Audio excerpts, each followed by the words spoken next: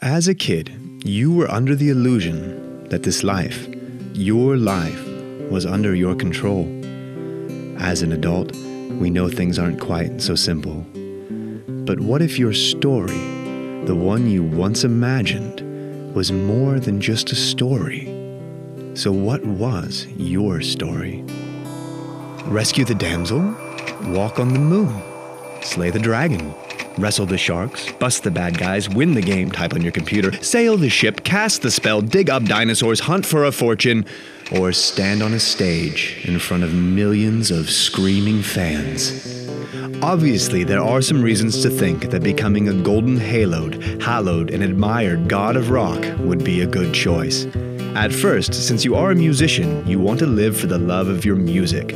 And also for girls. You might even get some fame, get big time into taking drugs. Pretty much rock out with your cock out. Sounds amazing, right? Everything you could ever want. But what about the money? Let's take a closer look at how the big, complicated, art-munching creature called the industry is screwed, bolted, and glued together. Here are the 3 ways the modern-day rock star brings home the bacon. Through records, neighboring rights, and the copyright. The number 1 thing is the selling of records. Big time! But wait, to do so, you'll need a label. Why? Well, the label offers in theory the highly coveted advance, giving you a credit for your expected earnings. It provides you recording sessions in a studio. It helps to promote your music. It provides you with your label code, which is essential, as you will see later on. For that, the label will take part in your payouts from the 3 key factors. Take care of your money, or your label will. So, back to business. Let's take a look at record sales. When a customer buys one of your records in a store, it's not only you who gets the money.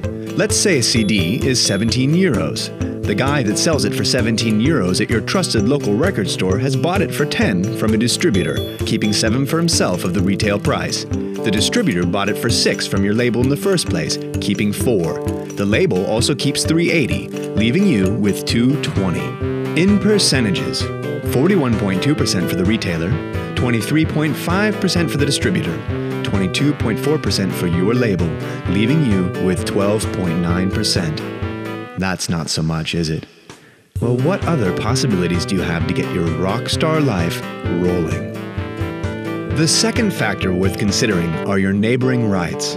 This means that the effort you took to record your songs in a studio entitle you to certain rights as the recorded musician when your songs are being played on the radio, in clubs, in live concerts, when being reproduced or sold in stores.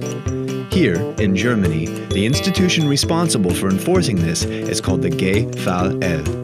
And to get registered there, you need the label code. But again, it's not only you. It's also your label, since it took the financial risk during the startup process.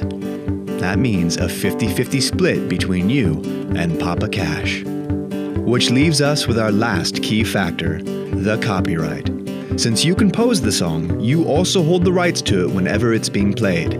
But this time, it's about the rights of the composition, which in Germany is managed by the GEMA. To get money from them, the label code, again, is indispensable. The interpreting artist is irrelevant. This money goes solely to you. So what is the point of this? The cash flow in the music business is complicated. It's probably not one of the easiest ways to become rich, though there is probably nothing else that guarantees you such a sophisticated lifestyle. But don't despair. If you can't keep your head above water, there are, as always, a million other possibilities.